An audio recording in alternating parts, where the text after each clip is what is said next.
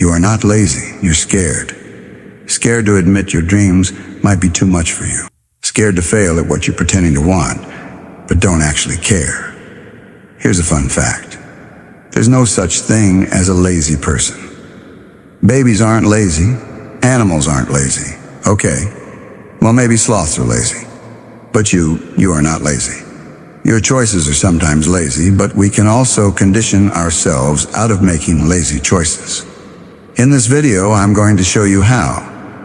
But to even begin to win the battle against our internal inertia, we need to define what laziness is. The definition matters, and it's probably a little bit different than you think. See, laziness is the misalignment between our ambitions and our desires. Let's say your ambition is to get into law school, but you actually hate studying law. So you sit there and play video games for another 12 hours. Boom! Now you have laziness. Laziness is therefore not the lack of doing something. After all, you're doing plenty while playing Elden Ring. You simply aren't doing the things that you would hope for yourself to do. That means the solution to laziness is not necessarily motivation or willpower or better self-discipline, but alignment. Alignment between those ambitions and those desires. And so that means that you either change your ambition or you change your desire. And in this video, we're going to break down how to do each of those. And our story begins with an empty $2,000 table at a restaurant nobody wanted to go to. When I was in my 20s, I used to go out and party at least 3 or 4 nights a week, something I don't really recommend, to be honest. And in the process of all of this partying, I got to know a number of promoters and managers of nightclubs, also something I don't really recommend. There was one promoter that I knew, let's call him Steve. Steve was saying that the club had been having trouble selling their VIP tables. Now, if you don't know, the way that nightclubs make most of their money is by placing maybe a dozen small tables right near the dance floor and then charging an obscene amount of money to reserve them. Within the clubbing subculture, it is understood that these are the VIP tables. And sometimes clubs will even hire models to stand around them, so the douchebags will spend all of their money in hopes that drinking 1,000 bottles of champagne will magically get them laid. But I digress. Steve was saying that the club had been having a really hard time selling the VIP tables and having all the tables sitting there empty most of the night. While it looked really bad, it made it seem like the club was lame and nobody cool wanted to be there. But what Steve did next was actually brilliant. He took these empty tables, he put a red velvet rope around them, added champagne bottles and ice buckets on top, and then put a big reserve sign in front of them even though nobody had reserved them. Amazingly, within an hour, multiple guys started coming up to Steve asking if they could buy one of the VIP tables for the night. The lesson of the empty VIP tables is actually very simple but profound. We are highly motivated to impress others and win the validation and approval of others. Yet often the things that we want in order to impress others have no value themselves. They are simply made up. Take a deep, hard look at whatever you feel lazy about in your life. Ask yourself, is your ambition just an empty VIP table? Do you actually want to go to law school, or are you just trying to prove something to your parents? Do you really want to get jacked with a six-pack? Or do you just want girls to notice you more often? Because here's the ugly truth. There are plenty of ways to get your parents' approval without wasting years of your life studying something you hate. And trust me, you can definitely get attention from girls without starving yourself and spending 2 hours in the gym every day. I mean, have you seen Pete Davidson lately? This is the first and most important lesson of laziness. Make sure your ambitions are actually your ambitions. Get clear on what you want. And don't just chase the empty VIP tables, because even when you do get them, chances are you'll still feel like you lost something. The philosopher René Girard had an idea called the mimetic theory of desire.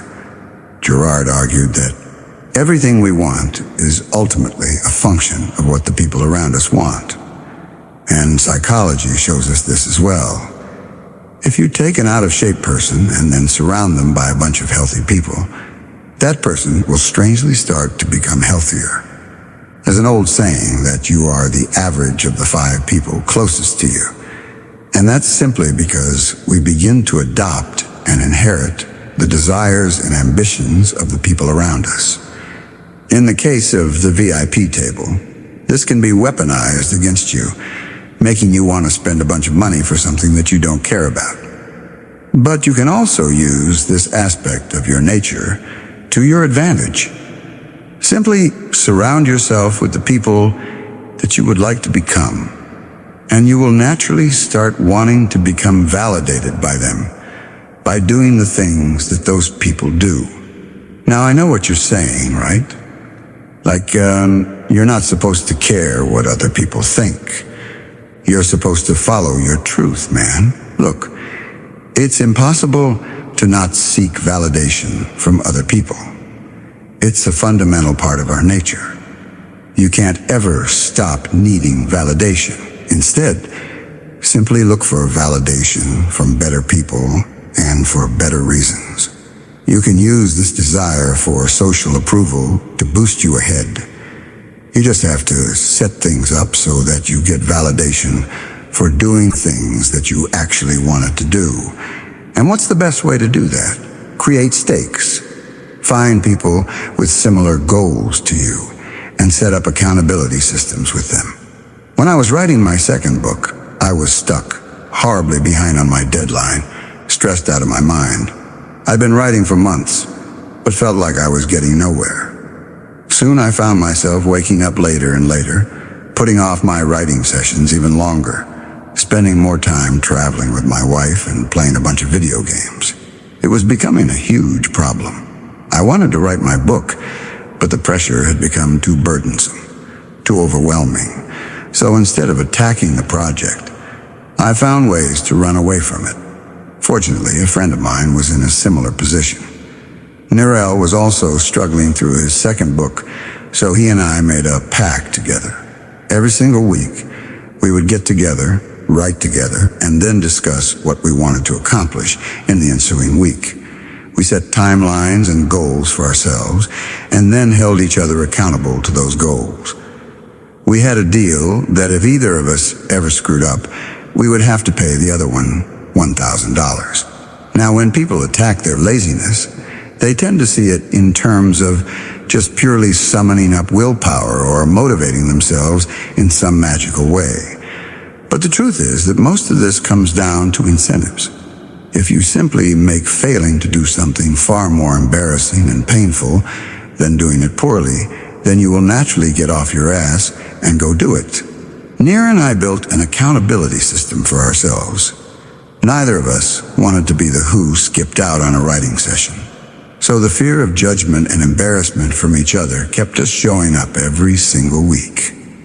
It took what was daunting and scary about writing and made it feel much easier.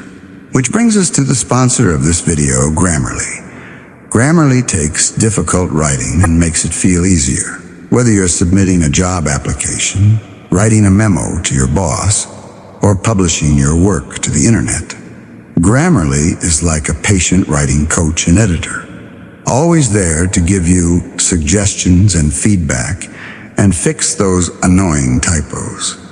Grammarly has been in the AI game for over 14 years now, and there's a reason why they've stuck around for so long. Over 96% of their paying users say that it improves their writing dramatically. So these rules will help you handle the desire side of the equation. So if laziness is where desire is misaligned with ambition, we've now addressed how to alter your desires. By using social pressure for your benefit, by leveraging incentives, you can hopefully direct what you want to accomplish a little bit more accurately. But building the desire for something great is only half the battle. To win the war on your own laziness, you also have to master your ambitions. And the way to do it will probably surprise you, because according to science, to accomplish your ambitions, you should actually want less. Okay, envision this. It's 1879 and Thomas Edison is standing in his lab well past midnight, surrounded by dozens of blackened light bulb prototypes. Each failed bulb tells a story of high hopes and fizzled dreams. For the better part of a year, his team has been whispering among themselves that Edison's dreams of electrical light is just completely impossible. Edison himself faces moments of doubt. But instead of giving up, he pauses. And to the surprise of everybody, he decided to lower his ambitions. Edison gathered his team and acknowledged the obvious, that making a long-lasting light bulb, it seemed completely unrealistic. The new plan instead would be methodical. Just test one material at a time, learn why it failed, and then try another. Each experiment was simply a small challenge, an effort to gain a little more information. The team's expectations shifted immediately. They no longer felt the pressure to invent the light bulb right now. Instead, they just needed to test filaments. The shift transformed the lab's mood, and what had felt impossible began to slowly feel inevitable. In a seminal paper in 1968, the psychologist Edwin A. Loach noted that extremely ambitious goals usually backfire. Goals only increase your motivation when you believe that they are actually attainable. As soon as a person believes a goal is out of reach, their motivation will plummet, and they will actually become less likely to accomplish the goal than before. This is why Edison's trick was so powerful. If you scale the goal down to what felt doable and then leverage the slow momentum over a long period of time, you're far more likely to accomplish something great.